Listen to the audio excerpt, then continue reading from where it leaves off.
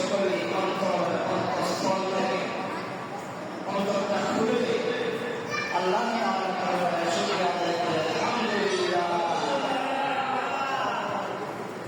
লক্ষ কোটি সালাম পেশ করছি আখিরি পয়গম্বর তাজদার মদিনা শাফিউ ওয়া শাফা সাইয়্যিদুল আমবিয়া সাইয়্যিদুল কামালিন সাইয়্যিদুল আমিরাইন তাজদার মদিনা আকামান আল্লাহ তাজদার মদিনা শাফিউ ওয়া শাফা হযরত মুহাম্মদ মুস্তাফা সাল্লাল্লাহু আলাইহি ওয়াসাল্লাম সকলে সাল্লাল্লাহু আলাইহি ওয়াসাল্লাম। সম্মানিত উপস্থিতি, আজ পবিত্র রবিউল সানি মাসের দ্বিতীয় জুমা। কোন মাসে? রবিউল সানি।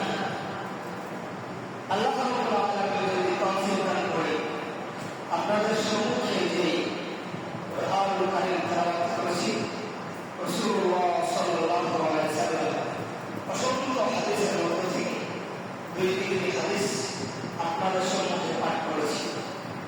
আল্লাহ যদি তৌফিক দান করে ওই বিষয়ের উপর আজকের ধন্যবাদ আলোচ্য বিষয় ফাযাইলুত তাহারা, অর্থাৎ পবিত্রতা সম্পর্কে। আল্লাহ যদি তৌফিক দান করে এই ফাযাইলুত তাহারার উপর আপনাদের সম্মুখে পবিত্র কোরআন হাদিস থেকে কিছু আলোচনা করব ইনশাআল্লাহ। আল্লাহ তাআলা আপনাদেরকে ধৈর্য সহকারে শোনা এবং আমাকে সুন্দর করে বলার তৌফিক দান করুন। সকলে বলি আমিন। আরেকটু জোরে বলি আমিন। সম্মানিত মুসলিম কিরাম, আমরা এখন বাড়িতে রয়েছি। আমরা সকলে চেষ্টা করব আযান শেষ হওয়ার সাথে সাথে মসজিদের মধ্যে যেন চলে আসতে পারি। আমরা যদি আলোচনা শেষ করতে আসি তাহলে আমরা কিছু শিখতে পারবো না, কিছু নিয়ে যেতে পারবো না। এই জন্য আলোচনার শুরু থেকে শেষ পর্যন্ত আমাদের নবীর মনোযোগের সাথে শুনতে হবে যে আজকে আমরা পবিত্র জুমাকে খলিল সাহেবের কাছ থেকে কি শিখি। এটা আমাদের একটা ক্লাস, একটা দর্স, যে দর্সের মধ্যে কোরআন হাদিস থেকে আলোচনা করা হয়, যে ক্লাসের মধ্যে আমরা সকলে ছাত্র এই হিসেবে আলোচনা করা হয়। এজন্য বলতেছিলাম তাহারা সম্পর্কে পবিত্রতা এমন একটা বিষয়, এমন একটা সাবজেক্ট, এই পবিত্র ছাড়া আপনি যতই ইবাদত করেন বন্দী করেন, আপনি যদি অপবিত্র থাকেন তাহলে আপনার ইবাদত বন্দী করার যোগ্য হবে না আল্লাহ তাআলার কাছে। এজন্য পবিত্র এমন একটা বিষয়, সর্বপবিত্র থাকা। আম্বিয়া আলাইহিস সালাম সর্বদা চেষ্টা করেছেন ওযুর হালত থাকার জন্য, পবিত্র অবস্থায় থাকার জন্য। আর এই পবিত্র অবস্থায় থাকলে কি হবে? এই পবিত্র অবস্থায় যখন আমরা থাকবো, আল্লাহ সুবহানাহু ওয়া তাআলার ফেরেশতারা সর্বদাই আমাদের সাথে থাকবে এবং আমাদের জন্য রহমতের দোয়া করতে থাকবে। সুবহানাল্লাহ। আরেকটু জোরে বলুন সুবহানাল্লাহ। এজন্য তাহারাতের দিক থেকে পবিত্রতাকে ভাগ করা হয়েছে তিনটি ভাগে।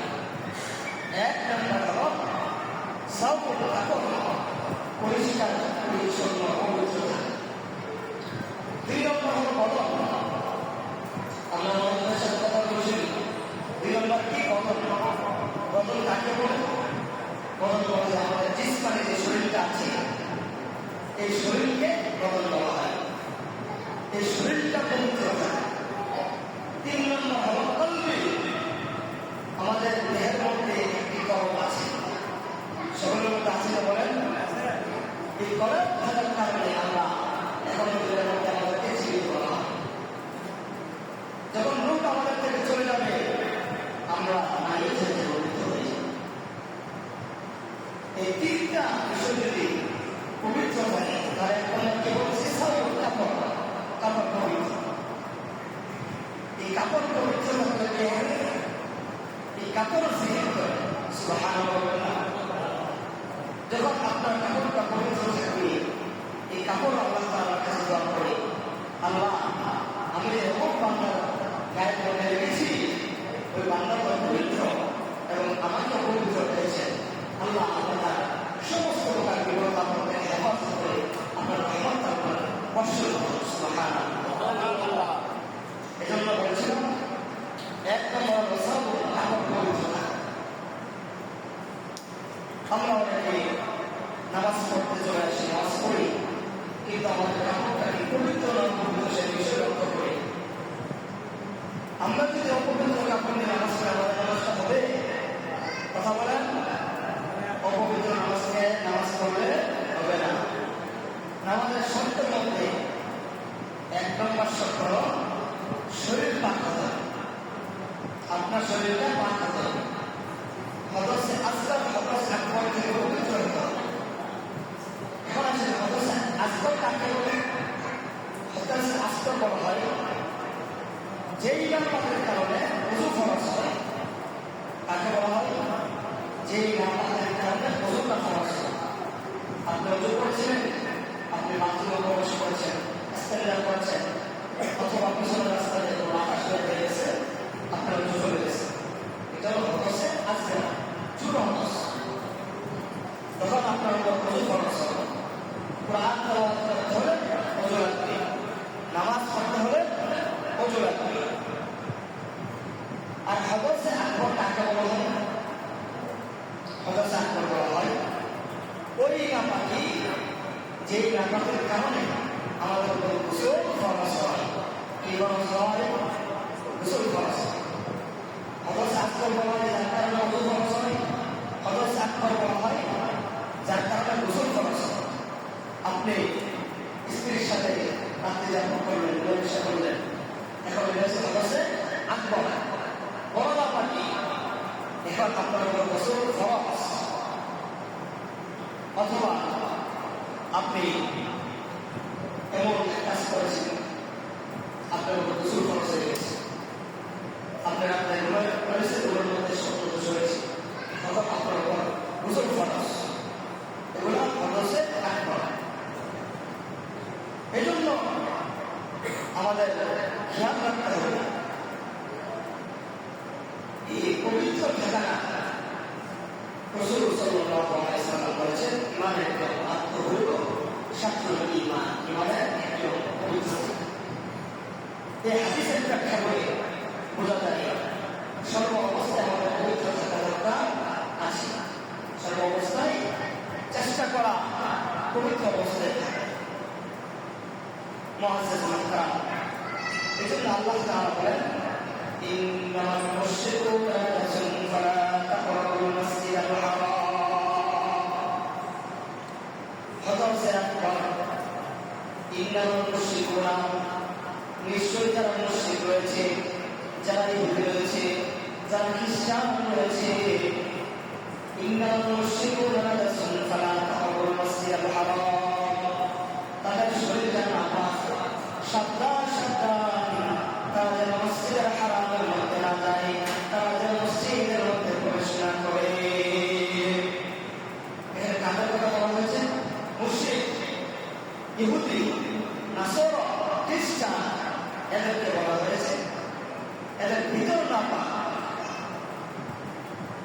তারা যেন মসজিদের মধ্যে না যায়। সুতরাং এখন বোঝা যায় তারা পাকেরা পাত্র নবী, যারা ঈমান গ্রহণ করেছে, যারা আল্লাহর উপর ঈমান এনেছে, যারা রাসূলের উপর ঈমান এনেছে, যারা আখিরাতের উপর ঈমান এনেছে, যারা জান্নাতের উপর ঈমান এনেছে, জাহান্নামের উপর ঈমান এনেছে। আল্লাহ রাব্বুল আলামিন বলেন, হে মুমিন, তোমরা পবিত্র থাকো, পবিত্র অবস্থায়। কেননা নাপাক অবস্থায় থাকলে তুমি যেতে ইবাদত বন্দেগী করো না কেন, তোমার কোনো ইবাদত বন্দেগী আল্লাহর কাছে গ্রহণযোগ্য হবে না। কোনো ইবাদত বন্দেগী আল্লাহ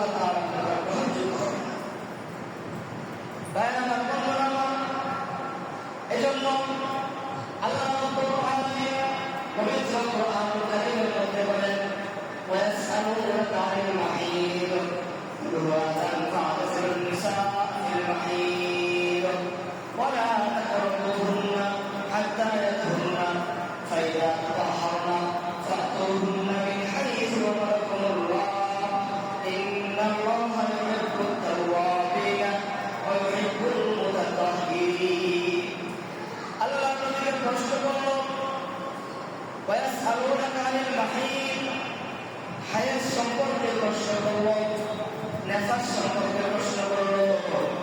হায়েজ বলা হয় আমাদের মা বোনদের মাসিক হয়, এই মাসিককে আরবিতে হায়েজ বলা হয়। ইয়া রাসূলুল্লাহ, ইয়া হাবিবাল্লাহ, আপনি মা বোনদের সম্পর্কে হায়েজের ব্যাপারে কিছু বলেন। আল্লাহ রাসূল বলেন,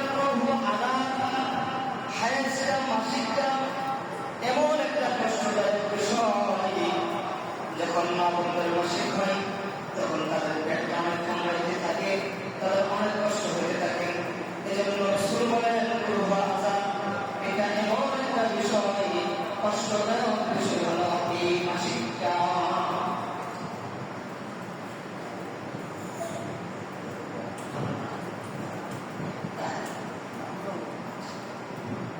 এই জন্য বলতেছিলাম, আল্লাহ তাআলা সুবহানাহু ওয়া তাআলা পবিত্র কোরআনের মধ্যে সব কিছু বলে দিয়েছে, কোনো কিছু প্রভাব রাখে নাই, মা বোনদের ব্যাপারে বলে দিয়েছে। আমাদের জানতে হবে মা বোনদের হায়াত মাসিক সম্পর্কে।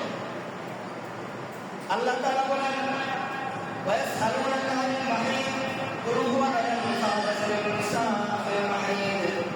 যখন এই মাসিক চলমান থাকে তখন আল্লাহ রাব্বুল আলামিন পুরুষদেরকে লক্ষ্য করে বলতেছেন, পুরুষেরা সাবধান সাবধান, তোমরা এই মাসিক চলা অবস্থায় ওয়ালা তাকরাবুহুন্না হাত্তা ইয়াতহুন্না ফাইযা তাতাহহারনা ফাতুহুন্না মিন হাইসু আমারাকুমুল্লাহ।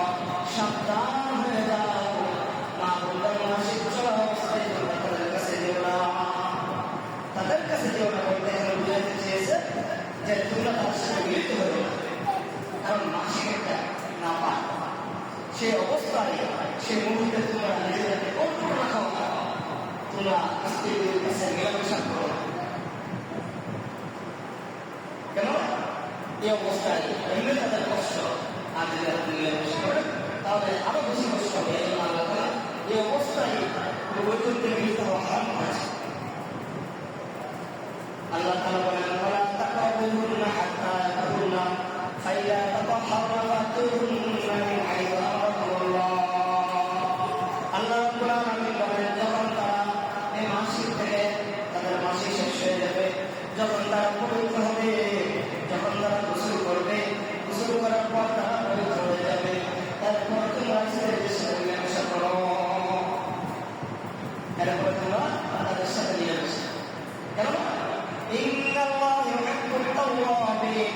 আল্লাহ রাব্বুল আলামিন বলেন, নিশ্চয়ই আমি আল্লাহ সুবহানাহু ওয়া তাআলা, আমি যারা তওবা করে গুনাহ করে, যারা পাহাড় পরিমাণ গুনাহ করেছে তারপর আল্লাহ তাআলার কাছে তওবা করে তার জন্য, যারা গুনাহ করে নতুন হয়ে আল্লাহ তাআলার নিকট ক্ষমা চাই, রব্বুল আলামিন আমি এমন অপরাধ করেছি এর জন্য ক্ষমা চাই, রব্বুল আলামিন আমি আপনার হুকুম আহকামগুলো ঠিকমতো মানতে পারি নাই এর জন্য ক্ষমা চাই। এই গুনাহ করার পর যারা তওবা করে আল্লাহ রাব্বুল আলামিন বলেন, আমি ওই তওবাকারীকে ভালোবাসি। সুবহানাল্লাহ। ইন্নাল্লাহা ইউহিব্বুত তাওয়াবিন। যারা তওবা করে আল্লাহ তাআলার কাছে, আল্লাহ তাআলা তাদেরকে কি ভালোবাসেন। আর বলতেছেন, ওয়া ইউহিব্বুল মুতাতাহহিরিন। এবং যারা অপবিত্র থেকে বেঁচে থাকে, যারা নিজেদেরকে পবিত্র রাখে, যারা নিজেদের কাপড়কে পবিত্র রাখে, যারা নিজেদের শরীরকে পবিত্র রাখে, যারা নিজেদের কলবটাকে পবিত্র রাখতে থাকে, আল্লাহ রাব্বুল আলামিন বলেন, আমি তাদেরকেও ভালোবাসি। সুবহানাল্লাহ। এই হাদিস কোরআনের আয়াতটা বোঝা যায়, যারা আপনি আপনার কাপড়টাকে পবিত্র রাখলে আল্লাহ তাআলা ভালোবাসেন। আর এই কাপড় পবিত্র থাকার কারণে আপনার শরীরটাকে পবিত্র রাখলেন বিভিন্ন নাজাসাত, নাজাসাত থেকে পবিত্র হয়ে, এবং কলবটাকে আপনার পবিত্র রাখলে কি হবে? আল্লাহ তাআলা জিকির করে, ভালো কাজ করে আল্লাহ তাআলা জিকির করে, এই কলবটাকে আপনার পবিত্র রাখলেন। আল্লাহ তাআলা বলেন, ওই বান্দা আমার কাছে সবচেয়ে বেশি প্রিয় এবং আমি তাকে ভালোবাসি, মহব্বত করি। সুবহানাল্লাহ। আল্লাহ যদি কাউকে ভালোবাসে, দুনিয়ার সমস্ত মানুষ যদি তাকে না ভালোবাসে তাহলে কোনো আসে যায় না। আল্লাহ তাকে ভালোবাসেন, সেই সর্বোত্তম ব্যক্তি। বলতেছিলাম, আমার বন্ধুরা, আমার পবিত্রতা সম্পর্কে আমাদের অনেক যুবক ভাইরা আছে, অনেক মানুষ আছে যারা স্ত্রীদের সাথে সহবাস করে, কিন্তু তারা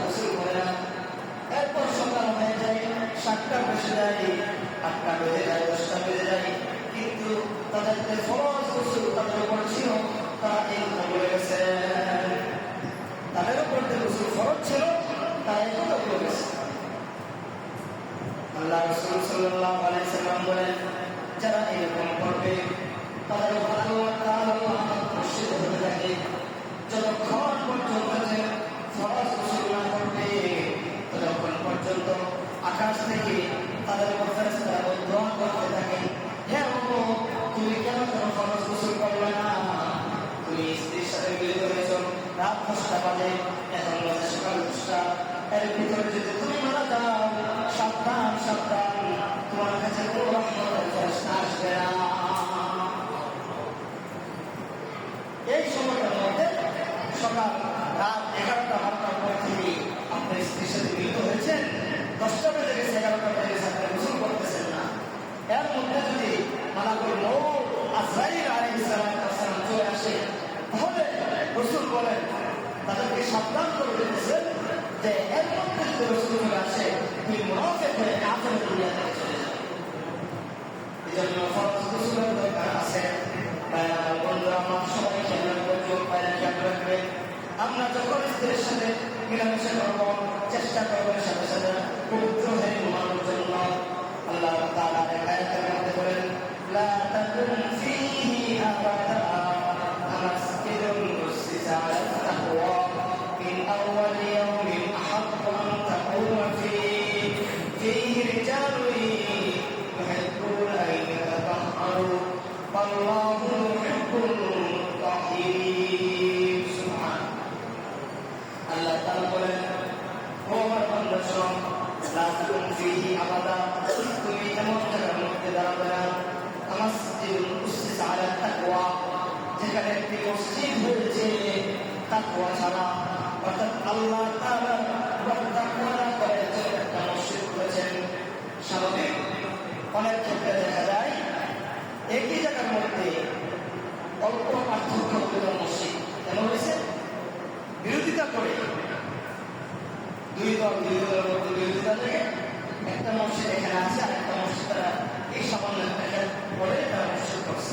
এই জন্য আমরা তারা বলে সাবধান, লা তাকুন ফীহি আবাদা মাসজিদুন উসসিসা আলা তাকওয়া, যে মসজিদটা একমাত্র আল্লাহ তাআলার তাকওয়ার উপর মসজিদ হয়েছে, স্থাপন হয়েছে, সেই মসজিদের মধ্যে তুমি অবস্থান করো। আর যে মসজিদটা হিংসা করে এবং মানুষের সাথে গলদল করার জন্য সৃষ্টি করা হয়েছে পাশে, ওই মসজিদের কাছে তোমরা দিও। আলা তাকওয়া মিন আউওয়ালি ইয়াউমিন আহাক্কু আন তাকুমা ফীহি রিজালুন ইউহিব্বুনা আন ইয়াতাহহারু, আর যে মসজিদটা আল্লাহ তাআলার তাকওয়ার উপর হয়েছে, ওই মসজিদের মধ্যে যাইতে গেলে এমন মুসল্লি আছে তারা নাকি পবিত্র অবস্থায় থাকে, তারা নাকি মসজিদের মধ্যে তারা থাকে, মসজিদটা পবিত্র অবস্থায় থাকে, তারা নিজে পবিত্র থাকে এবং তাদের অপরজনকে পবিত্র থাকার জন্য নির্দেশ দেয়। কিভাবে পবিত্র থাকে? আমরা সবাই এক্সপেঞ্জার করতে যাই, এক্সপেঞ্জে যাওয়ার পর আমরা পানি ব্যবহার করে থাকি। উত্তম হলো আপনাকে রিলাক্স ব্যবহার করবেন এবং পানি ব্যবহার করবেন, কারণ অনেক সময় এক্সপেঞ্জার করে সাথে সাথে যখন চলে আসেন তারপরও 1-2 ফোঁটা পড়ে, পরের মধ্যে কি 1-2 ফোঁটা পড়ে। এই জন্য রাসূল হাদিসের মধ্যে বলেছেন, লা তাকবালুস সালাতা বিগাইরি তুহুর ওয়ালা সালাতান মিন গুরুফিন। আল্লাহ রাসূল সাল্লাল্লাহু আলাইহি ওয়াসাল্লাম বলেন, সাবধান সাবধান হয়ে যাও, লা তাকবালুস সালাত, তোমার নামাজটা আল্লাহর দরবারে কবুল হবে না, তোমার ইবাদত আল্লাহর দরবারে কবুল হবে না, তোমার হজ আল্লাহর দরবারে কবুল হবে না, তোমার দান সদকা আল্লাহর দরবারে কবুল হবে না। যদি নাকি তুমি আল্লাহ তাআলার দরবারে লা তাকুন, যতক্ষণ পর্যন্ত পবিত্র অবস্থায় তুমি দান না করবে, যতক্ষণ পর্যন্ত পবিত্র অবস্থায় তুমি নামাজ না আদায় করবে, ততক্ষণ পর্যন্ত তোমার নামাজটা কবুল হবে না।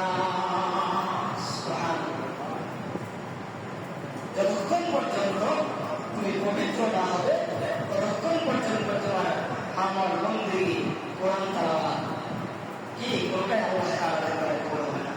রাসূল বলেন, ওয়ালা সাদাকাতুন মিন গুরুবিন, এবং তোমাদের দান সদকা আল্লাহ কবুল হবে না। কোন দান সদকা? সেটা হলো আপনার কাছে কেউ আমানত রেখেছেন, আমাদের অনেকের কাছে কি আমানত রেখে অনেক এসে বলবো, ভাই তোমার কাছে আমি 5টা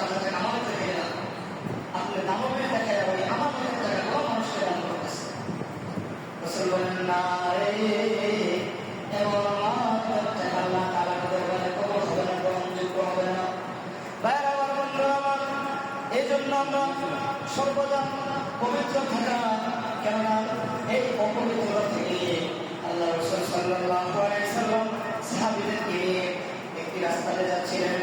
যাওয়ার সময় দেখেন দুইটা কবর থেকে আওয়াজ আসতেছে, কবরের আযাবের আওয়াজ আসতেছে। সাহাবায়ে কেরাম জিজ্ঞেস করলেন, ইয়া রাসূলুল্লাহ, ইয়া হাবিবাল্লাহ, ও নবীজি, এই দুইটা কবর থেকে কেন আযাবের আওয়াজ আসতেছে? রাসূল সাল্লাল্লাহু আলাইহি ওয়াসাল্লাম যখন দেখলেন এই দুইটা কবর থেকে আযাব আসতেছে, তখন রাসূল সাহাবাদেরকে বললেন, ও আমার সাহাবীরা, তোমরা কি জানো এই দুইটা কবর থেকে কেন আযাবের আওয়াজ আসতেছে? তাদের কান্নার আওয়াজ, চিৎকার আসতেছে। সাহাবীরা বললেন, ইয়া রাসূলুল্লাহ, ইয়া হাবিবাল্লাহ, ও নবীজি, আমরা তো জানি না কি জন্য কবর থেকে আওয়াজ আসছে, কি জন্য তারা কবরের মধ্যে কাঁদতেছে। আল্লাহ রাসূল বলেন, ও আমার সাহাবী, শুনো তাহলে, এই দুই কবর থেকে আওয়াজ আসতেছে, একটি কবর থেকে আওয়াজ এজন্য আসতেছে যে ওই কবর যে আছে সে পবিত্র ছিল না, নাপাক থাকতো, নাজাসুল বাউল প্রস্রাব থেকে সে পবিত্র থাকতো, কিন্তু সে নামাজ পড়তো, দুনিয়ার মধ্যে আমল করতো, বন্দেগী করতো, সব কিছু করতো, কিন্তু সে প্রস্রাব থেকে সে পবিত্র থাকে নাই। এই জন্য তার কবরের মধ্যে আল্লাহ তার আযাব দিয়েছে। সাহাবীরা প্রশ্ন করল, ইয়া রাসূলুল্লাহ, ইয়া হাবিবাল্লাহ, দ্বিতীয় কবর থেকে কেন আওয়াজ আসতেছে? তখন আল্লাহ রাসূল সাল্লাল্লাহু আলাইহি ওয়াসাল্লাম বলেন, ও আমার সাহাবী, শুনো, দ্বিতীয় কবর থেকে এই জন্য আওয়াজ আসতেছে, ওই ব্যক্তি দুনিয়ার মধ্যে মানুষের বিপক্ষে একান্ত, ওই ব্যক্তি শুকর পরিবর্তন দুনিয়ার মধ্যে আপনার সাথে বলো, আমার সাথে বলো, কিন্তু যখন আপনাকে পিস করে অপর দিকে যাবে তখন আপনার বদনাম সে করত। এই জন্য দ্বিতীয় ব্যক্তির কবরের মধ্যে আযাব হচ্ছে, সে শুকর করিব, শুকর করিব হয় আমার কথাগুলো আপনার কাছে লাগান, আপনার কথাগুলো আমি আরেক ভাইয়ের কাছে লাগান। আপনার সাথে খুব ভালো ব্যবহার করে, কিন্তু আরেকজনের কাছে গিয়ে আপনার বিরুদ্ধে এমন কথা বলছে, মনে হচ্ছে আপনার সবচেয়ে খারাপ মানুষ। এই জন্য রাসূল বলেছেন, আমার উম্মত শোনো, তোমরা শুকর করে থেকে বিরত থাকো। আর শুকর করে মনে একটা বিষয় যে নাকি মৃত্যু বাজারে বুঝতে খাওয়ার সময়। এজন্য আমরা চেষ্টা করবো সর্ব শুকর করে থেকে বাঁচতে। আমরা যাকে কথা বলবো সরাসরি বলবো, পিছনে যে কাহার বিপদ করে তার গুণাগুলো আমার কাছে নেওয়ার কোনো প্রয়োজন নেই। ভাইরা আমার বন্ধু, আমরা বলতেছিলাম, আল্লাহ রাসূল সাল্লাল্লাহু আলাইহি ওয়াসাল্লাম হাদিসের মধ্যে বলেন, লা তাদখুলুল মালাইকাতা বাইতুন ফীহি কালবুন ওয়ালা সাবরুন ওয়ালা জুনুন। আল্লাহ রাসূল সাল্লাল্লাহু আলাইহি ওয়াসাল্লাম বলেন, ও আমার উম্মত শোনো, লা তাদখুলুল মালাইকা, রহমতের ফেরেশতারা তোমার ঘরের মধ্যে আসবে না। কেন আসবে না জানো? যদি তোমার ঘরের মধ্যে নাকি কালবুন, তোমার বাড়ির মধ্যে কুকুর থাকে, তাহলে রহমতের ফেরেশতা আসবে না। ওয়ালা সাবরুন, অথবা যদি তোমার বাড়ির মধ্যে তোমার কোনো জীবিত মানুষের ছবি থাকে, অথবা মৃত মানুষের ছবি থাকে, অথবা কোনো পশুর ছবি টাঙ্গানো থাকে, তাহলে ওই ঘরের মধ্যে রহমতের ফেরেশতা আসবে না। আল্লাহ রাসূল বলেন, আরেকজন ব্যক্তির ঘরের মধ্যে রহমতের ফেরেশতা আসবে না। ওয়ালা জুনুন, যে ব্যক্তি নাকি নাপাক থাকে, যে ব্যক্তি ইস্তেঞ্জা করেছেন এবং সে বাথরুম ব্যবহার করেছেন এবং তার মধ্যে অন্য নাপাকে আছে, অথবা সে স্ত্রী সহবাস করেছেন কিন্তু সে পবিত্র হয় নাই, তখন আল্লাহ রাসূল বলেন, ওই ঘরের মধ্যে যতক্ষণ পর্যন্ত সে পবিত্র না হবে ততক্ষণ পর্যন্ত রহমতের ফেরেশতা তার ঘরের মধ্যে প্রবেশ করবে না। এই জন্য পবিত্রতা হাসিলের দরকার আজকে আমাদের। ভাইরা আমার বন্ধুরা, আরেকটা হাদিস বলে আলোচনা শেষ করে দিব। রাসূল সাল্লাল্লাহু আলাইহি ওয়াসাল্লাম হাদিসের মধ্যে বলেন, লা তাকরাবুল মালাইকা আল জুনুব ওয়াস সুকর। দুই ব্যক্তির নিকট ফেরেশতা প্রবেশ করবে না, রহমতের ফেরেশতা। এক নম্বর হলো যারা নাপাকে থাকে, আর দুই নম্বর হলো যারা সুদ খায়, ঘুষ খায়। সুদ ঘুষ খাওয়ার পর তারা ওই টাকা দিয়ে কাপড় কিনে ওই কাপড় কিনে ওই ঘরের মধ্যে অবস্থান করে অথবা নামাজের মধ্যে আসে, তার কাপড়টা নাপাক হওয়ার কারণে তার আমলগুলো কবুল হবে না, তার জামাটা নাপাক হওয়ার কারণে তার আমলগুলো কবুল হবে না, তার পরনের টুপিটা সুদের টাকা কিনা ঘুষের টাকা কিনা হারাম বরকত অর্জন করেছেন। এই জন্য আল্লাহ তাআলার পক্ষ থেকে বলা হয়েছে ওই ব্যক্তির নিকট রহমতের ফেরেশতা আসবে না। তাহলে